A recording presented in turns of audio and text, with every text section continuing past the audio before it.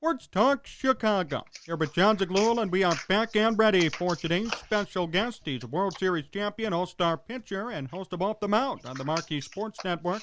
Please welcome Ryan Dempster to the program. Ryan, it's great to have you on again. How are you? Good, John. Good to be with you, man. Ryan, how would you describe this Cubs team right now? Yeah, I mean, I think, they're a tight bunch of guys that are getting the most out of each other. I think that's, a really good sign. The fact that they're winning games, a lot of close games. Their bullpen has been outstanding, had a little bit of a hiccup on the road trip so far, but that happens throughout the course of the season. But continue to just kind of pull for each other and winning games that they should win, and even some that they shouldn't. Are they true contenders to you, or is this a weak division, the NL Central, or is this a little bit of both? I think that they're true contenders. I think the fact that, what do you consider true contenders? The fact that they're, in the top of their division, they're a top 8 team in the National League right now. I think you need a little bit more length out of the starting pitching, as we see throughout, the season, that really can have an impact on the bullpen and on your team's ability to win games. So if they can shore up the starting pitching where guys start going a little bit deeper in the games, but I definitely think that they're a contender. They believe they've shown they can beat really good teams, and there's no reason why they can't keep that going. Is that your number one concern right now, the starting pitching? Well, I just think depth of it. Sure. You don't have a lot of room for any kind of injuries that might take place because you need to have those guys, and then length. When you have guys who go deeper into the ball games, and the baseball's landscape's changed a lot as far as the third time through the lineup. But as we see the teams where starting pitchers go, not just 5 or 6, but go, 6, 7, 8 innings at a time, you give your bullpen a chance to rest and catch up and be as fresh as they can. The Cubs bullpen has been outstanding. So the more opportunities as the summer goes on and the heat of the summer comes that they can get that rest, the better off they'll be. Who's been the biggest surprise for you out of the bullpen so far? Well, what Tommy Nance, that story is just absolutely incredible, to persevere through injuries and battle through what he's done to be able to be a guy that's contributed. And I know he just recently went down, but he'll be back up in no time. To me, I look at, the work that Andrew Chafin's done has been remarkable. Righty, lefty, doesn't matter. The way he challenges guys, he goes right after him. It's been a ton of fun to watch him go out there and kind of do his thing every time he takes them out. It's pretty special. Ryan Dempster here on Sports Talk Chicago. Ryan, how should the Cubs approach the trade deadline right now? Oh, good question. Glad I'm not in charge of that stuff. You obviously in a unique situation. You got a lot of players who are up for free agency at the end of the year. Premier players, good players, all-stars, MVPs, that kind of caliber player. Who do you realistically think you can re-sign? The landscape of the trade market has changed so much, John. The days of, getting somebody's top, however many players from them for a pitching guy that you might have for 2 months are over with. That just doesn't happen anymore. Teams are really reluctant to give up top prospects. So, trying to find a diamond in the rough, or maybe you get an opportunity to get a player that, hopefully can help you. It happens, but I don't see the Cubs sacrificing a lot of their future talent. That being said, I think that adding a piece here or there, maybe somebody along the way that can really help them. You never know; they might end up doing that too. So there's just a lot of moving parts and a lot of time, right? You still have a full month until that kind of stuff happens. So be interesting to see what does happen. Jed Hoyer said before that the Cubs would buy, they'd be aggressive at the deadline. Do you like that idea personally? Yeah, why not? If these guys are you're in Chicago, you're playing with the Cubs, big market. There's no reason why, the fans are back in the ballpark, so the economics are a lot better than they were looking a few months ago. And so I think if the opportunity is there, but you got to understand too, that's easy to say, right? I want to be a player.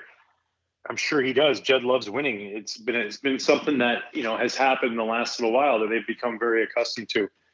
And that's a really, really good thing. But there's also other people out there who are trying to buy and trying to get better. And so can you compete with other people's offers? That's always the challenge. And Jed's always proven, and him and Theo together, and now Jed running his own ship, that when need be, they can pull the trigger and make some really good trades. And it's just a matter of, can you make those trades and do that against other teams that are trying to do the same thing. Are you at all concerned maybe about short-sightedness in buying today, but barely making the playoffs, playing like this, winning a weak division, and then next year losing a lot of guys to free agency? No, I mean, so you lose some guys to free agency. I understand that, but there's also that means you're a free agent buyer. There's other guys on the market. Sure. So there's opportunities all over the place, and as we've seen now with the game slowly moving its way back to, if you want to say, normal as far as fans in the stands and all that kind of stuff, that it becomes a lot more realistic that maybe you just, because it happens, right? Free agency happens when players get close. I know fans, everybody out there wants, why don't they have extensions? Why don't they sign and all that kind of stuff? Well, it takes two to dance. And I'm not saying that guys don't want it, but maybe I remember what that's like when you get really close to free agency. That doesn't happen very often in your lifetime. So for those guys to kind of see what that's all about and see what's out there, and that's the risk you take as a team when you can't lock a guy up, gets closer to free agency. It's like right before somebody's getting married and they say, you know what, if you feel like it, just let's go out and date some other people for a little bit. Well, I mean, you might like some other people out there, and that's okay too. And it won't take away from the absolutely incredible things that any of those guys did here. So it's the nature of the beast. It's the business side of it all that's really tough sometimes, and you just have to navigate through it. And I think that Jed in the front office here in Chicago does a good job about that as anybody. What was it like for you when you faced free agency in your career? Well, I was pretty determined that I wanted to be a Chicago Cub and stay a Chicago Cub. So the opportunity of going somewhere else, was it there? Were there other teams interested? Absolutely. Was my desire wanting to go there? Not really. I kind of wanted to just stay here in Chicago. So, but at the same time, I wanted to be treated fairly. And, it's weird how it works. The first offer was very low, a lot less years than I thought it was going to be. And then it quickly came together. So that's a good thing. And, everybody's free agent path is different. They all look different. You might think you're worth way more than other teams value you at. And self-evaluation in a time like this is very, very important. And what's important to you? Are you happy where you're at? Like where you're at? Do you want to be somewhere else? And there's a lot of contributing factors that, are really unique and distinct to that individual. That's not just blanketed on everybody. How valuable do you think a Kris Bryant would be, or an Anthony Rizzo, on the free agent market? Yeah, I think they both would be very valuable. I think watching what Kris Bryant has done, not just from what he's done at the plate, but moving around at different positions, the versatility he gives a team, and he's playing remarkable defense at all those positions. I mean, this guy's played third base, center field, right field, left field, and first base. I mean, it's just incredible. And during the occasional shift, he's playing shortstop. So, it's like he just bounces all over the field and he does it seamlessly, and he continues to hit while he's doing all that. So it's been very impressive to watch, and he's reaffirming himself as one of the premier players in this league. And I'm sure if he gets to free agency, if that ends up happening, that there's going to be a lot of teams who are on the list of guys that, want to have him rendering his services for their team and putting their uniform on, because rightfully so, I would too. Is he an MVP candidate, do you think? Yeah, absolutely. I mean, from a statistical number standpoint, for sure. And then you take into factor all the other things he's done too. So not a doubt in my mind he is. Where do you see the Cubs going for the rest of the season, Ryan, based on where they stand now, obviously the trade deadline, and what's to come for the rest of the year?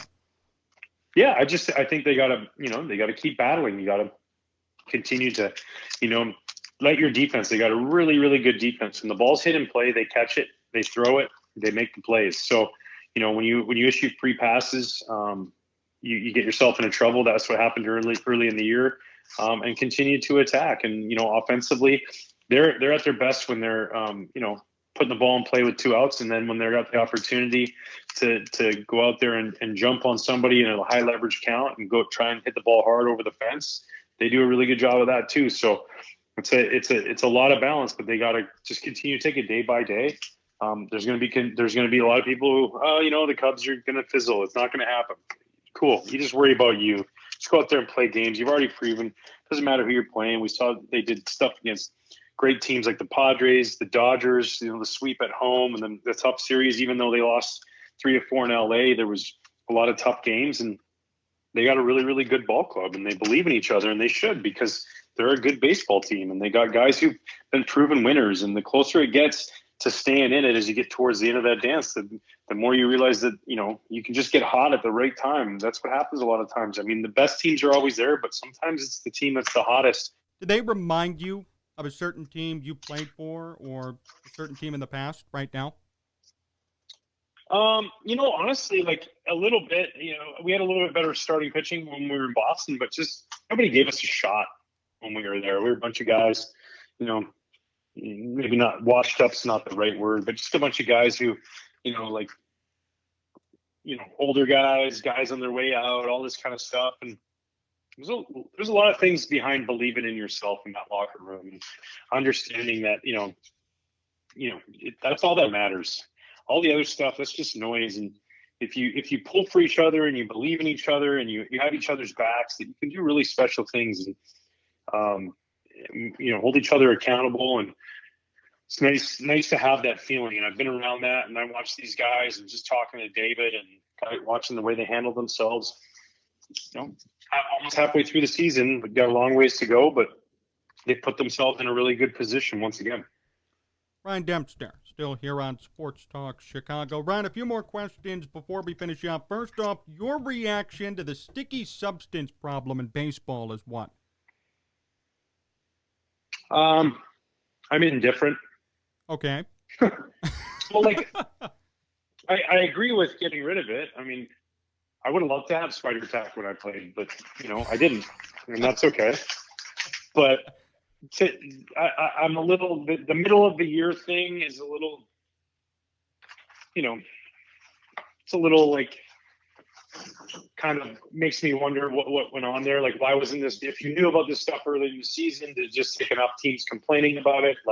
And we're seeing the impact of it. I mean, spin rates are way down.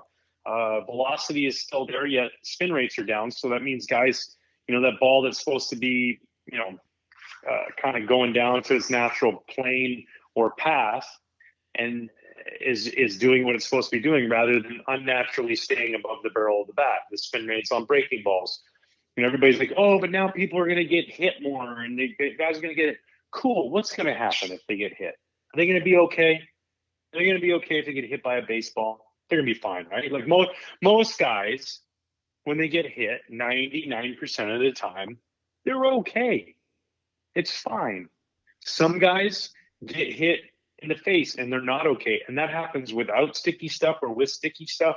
It doesn't matter. It's an unfortunate part of standing 60 feet, 6 inches away from somebody that's throwing 100 miles an hour. And it sucks. And it's terrible. And it's never on purpose. Guys I don't think headhunt. That's just not what's happening. But the rest of the time, it's okay. And so I think guys will adapt like we always have in baseball. Baseball is a game of adjustments. And now they have to adjust again. And they'll be all right. Will it take a little bit of a learning curve? Sure. But that's okay, right? It's hard. Baseball's hard, right? It's not supposed to be easy. It's a really hard game. Only the best players in the world do it. So isn't it okay that it's hard? Isn't it okay that it takes a little bit of a challenge to be able to do that? I think that's just my opinion. I just don't think it should all be so easy for everybody to do things. I think sometimes it should be a little bit hard, and then that's why we have really good superstars that make the hard look easy. That's just my opinion. Have you personally ever used a sticky substance when you pitched? Well, yeah, I used rosin and sweat and, sunscreen and all those kind of things, just like everybody else did. I didn't ever sit there and think. I wasn't a pine tar guy. I never used spider tack. I grabbed some of that the other day and tried to use it, and I was like, oh my god, you could barely even get it out of the container. So you can see how it would work, but I benefited from the fact that I'm a massive sweater, so I sweat a lot when I'm out there. So it's not an issue because I get a ton of moisture, and I'm just applying the rosin that's provided to me. Now, if you're going to do stuff like take the rosin away, that's fine. Then take the pine tar away from the hitters. They can't use that either. They got to just use their bat. You can't have both. You can't have the perfect world where the pitchers don't get anything out there and the hitters get everything out there. So you also got to be aware of that too. But I think sweat and rosin is just a fine mixture. Was this a big issue, or did a lot of guys do this when you played, either spider tack or sunscreen or whatever it might be to get a better grip on the baseball? Well, the baseball has changed. It's Sure. different now than it was a little while ago. It's not rubbed up as much. It's not, it used to be rubbed up, and you had now they're just sometimes they just come out like cue balls, and that's what happens. So the evolution of all that stuff has changed. So is it different than when I was playing? Yeah. How different? I don't know, because I'm not in it. I'm not in there experiencing or going through it, so I'm not quite sure. But it definitely has changed. That's a good point about the baseball. Major League Baseball every year changes the composition of the baseball. Why is that not a problem, Brian? But this has become a huge problem. Yeah. I don't know. You have to ask Major League Baseball about that. Don't they own Rawlings? They do. Yeah. I try to stay out of that avenue. That's not my lane. I'll stay clear of that one. Do you think there's a way in which this could all be resolved, though, moving forward? Do you think over time, at least, there will be some adaptation, and maybe by next year, at least, we'll see this all be resolved? Yeah, and maybe it's a really good thing that we're not doing it. I mean, batting averages were at an all-time low when you combine spider tack and shifts and data and all analytics and knowing where guys are going to be and where to stand and where they hit it and all these kind of things. That I think batting average has gone up 12 points since they got rid of it. So that's a really, really great thing, because baseball was getting – I love baseball. I love the game. And this isn't when I played, I'm just talking facts. It was getting boring. There was times where I'm watching the game for 30 minutes and there's not a ball put in play. There was maybe a ball put in play, but it ends up over the fence. So it was either walk, strikeout, or home run for 30 minutes. I got it. That's 2 beers and 2 bathroom breaks for me. That's a lot of time in between action, and it's not supposed to be that way. So maybe now, when we don't have unhittable breaking balls because guys are, spinning it at an all-time rate, and we just have more action in play, the guys are on their toes, it just becomes a little bit more exciting, and a little bit more keeps people's attention a little bit longer. As we know, we're all lacking in the attention span world a little sometimes because of these little devices we walk around in our hand with. And so the more action there is, the more it benefits everybody. It benefits the fans, the players, the crowd. And maybe, that just happens generically through all this. And that's a really cool thing too. Has this hurt the game from a PR aspect? Oh, I mean, yeah, for a couple weeks, for a month maybe. But I mean, steroids hurt the game from a PR aspect, but that went away too. It's just the evolution. I mean, things happen, and then we pay a lot of attention to it, and then it gets resolved, and then we just move on to whatever the next thing that's going to be, or the next thing. It was the sign stealing scandal, and then this thing. And I think that's kind of just the general lesson from all of it is that players are always looking to get a competitive edge, and sometimes that competitive edge teeters over the line a little bit. Are baseball players too blatant when it comes to getting the competitive edge? I've heard people say baseball players are the worst when it comes to finding ways to bend the rules. Could you attest to that? Well, I don't know. I play with a lot of guys who are really good at getting competitive edges without bending the rules.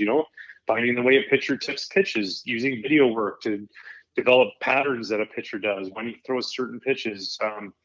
Watching the game. Sometimes we get all this data given to us. Right? We got iPads in the dugouts and all these R&D departments that give us all this research and all this data. But if we just watch the game, we pay attention, we can be like, hey, guess what? Every time there's a runner in scoring position, this pitcher throws a breaking ball. We've seen it this game. He's been doing it every time, or at least 9 out of 10 times. So if I walk into a casino and there's a game that says, guess if it's fastball or breaking ball, and it's 9 out of 10, it's going to be a breaking ball, there's going to be a line down the strip of everybody wanting to play that game in Vegas. So I think if we just kind of, pay attention and do those kind of things, some days, sure, the shift says play here, but guess what?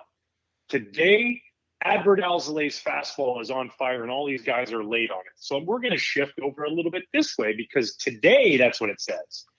And so, I think that's, there's always been the competitive edge all the way back to Ty Cobb sharpening his spikes so he could get somebody at second base when he's breaking up a double play, and we've just, we just running out of ways. Players are running out of ways to get a competitive edge. I don't know if that's going to be. I've seen pitchers stand in front of the rubber a couple inches. So instead of throwing from 60 feet 6 inches, they threw from 60 feet 3 inches. Did it help them? I don't know. Maybe they felt like it did. Maybe it did on that any given day. But that's always been part of the game. And so that's the thing I think that frustrates me sometimes, John, is like, we want to rip these guys right now, right? Like what are they doing? And this is so bad. We can't believe these guys. Oh, this is awful. But yet, like, we love all these players from the old days. And who knows what they were doing, Who knows if they were on performance-enhancing drugs? Who knows if they were doing things, stealing signs? Who knows if they were scuffing the ball? Who knows if they were adding pine tar to the baseball or corking their bat? We don't, But because we have so much knowledge faster at hand now, and the world travels very fast because of Twitterville, we all think that, like, there's some awful human beings. No, they're just baseball players out there trying to win the game and win it the best way they know how. And sometimes they overstep the lines a little bit.